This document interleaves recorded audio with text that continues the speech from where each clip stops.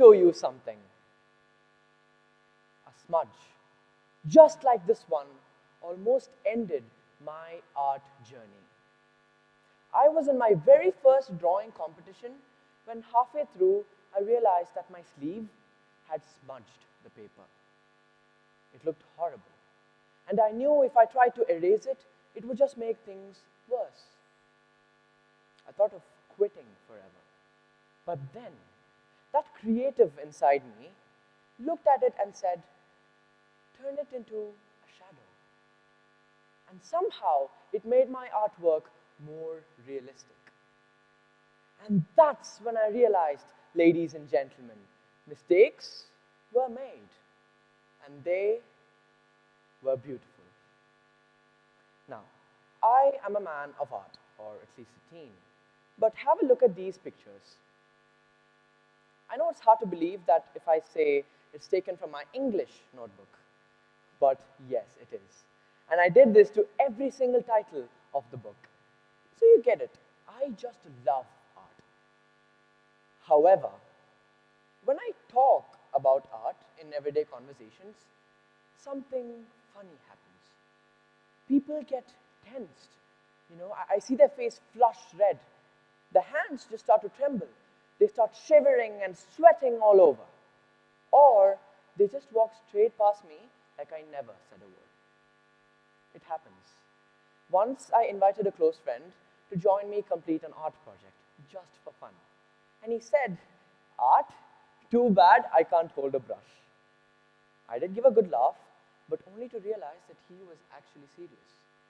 He said, look, Ashwin, art is great and all, but I've got school, I've got deadlines, I've got tons of homework, and I just don't have the time for it. I'm sorry. I tried to calm him down, and then he concluded, dude, it's just that art is not for everyone.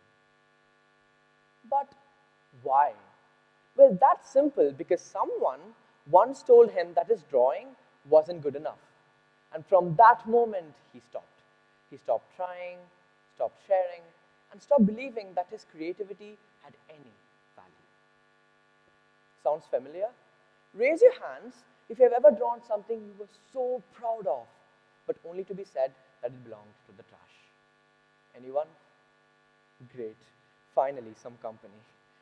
Now, it's just that we treat art like a math exam, where there's only one right answer and 0 errors.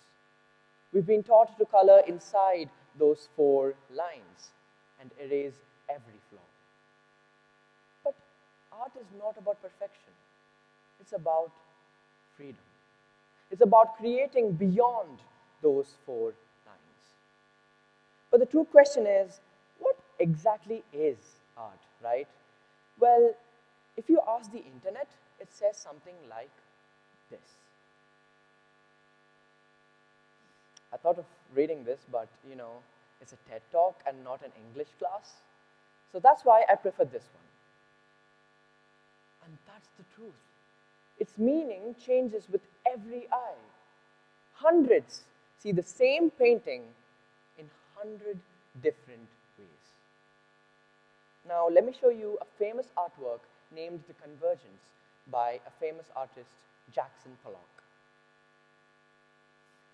I know what you're thinking. What am I supposed to look here, right? And that's the point. It's not about what you see. It's about what you feel. Pollock wasn't painting things as the usual. He was painting his emotions. And this really changed my perspective of art. And so I gave it a shot myself. Well, what do you feel? And then I came across this beautiful Japanese concept called ma. It means the space in between. In art, it's the space where the brush doesn't touch the canvas. For example, in this famous Japanese artwork, the space between those trees is considered as important as the trees. And that's why sometimes in art, what's not there speaks the most. Now, remember my competition smudge at the start? Yes. It turns out there's science behind it. It's called the blemish effect. Now, I know it sounds like a skincare problem, but let us do a quick experiment. Have a look at this pattern for a few seconds. Now, look at this. See how your eyes just snap to that red dot, or AKA the flaw? Behavioral scientist Dan Ariely found that we like almost perfect things more with a small flaw, just like the red dot. And that's why he says imperfections feel more human and something which you can always relate to. Now, lend me all your ears, ladies and gentlemen, because here are 3 key steps that I followed to be more confident in art. And it's something which you can too. Here we go. Step 1, make a mistake. That's right. Don't wait for the perfect idea. Just start. Here I go. Because every masterpiece begins with a mess. Now that's some good mess right there. And maybe something like this.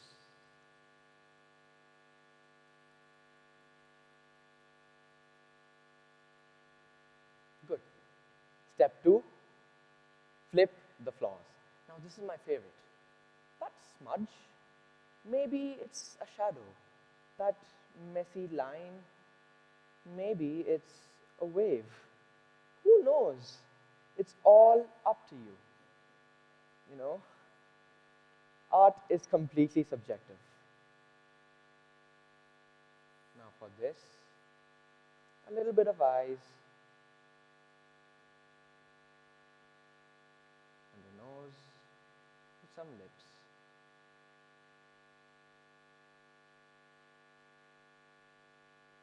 And for this one, turn it to something which you like. For example,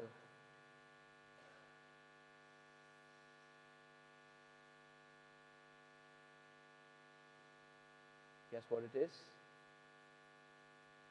Well,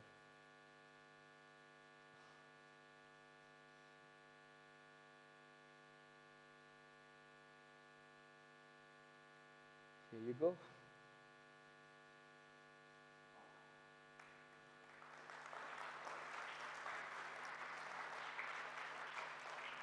Step 3, show it off. I guess that's what I'm doing right now. Show it to a friend, put it out into the world, because when you share your art, you're also sharing your courage. Now, this is me holding a trophy. It's from that very competition I mentioned at the start, remember? The one about the smudge, the sleeve, the panic, which you can clearly see in my face, and all that drama. Well, it seems that it all paid to this. The trophy isn't here because I was perfect. It's here because I still kept painting, even when the lines got messy. No one is born holding a brush. We all are born making messes. We're born with creativity.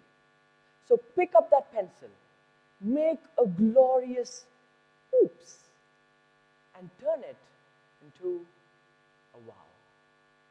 And just remember, the most beautiful art isn't perfect. It's perfectly human, perfectly you.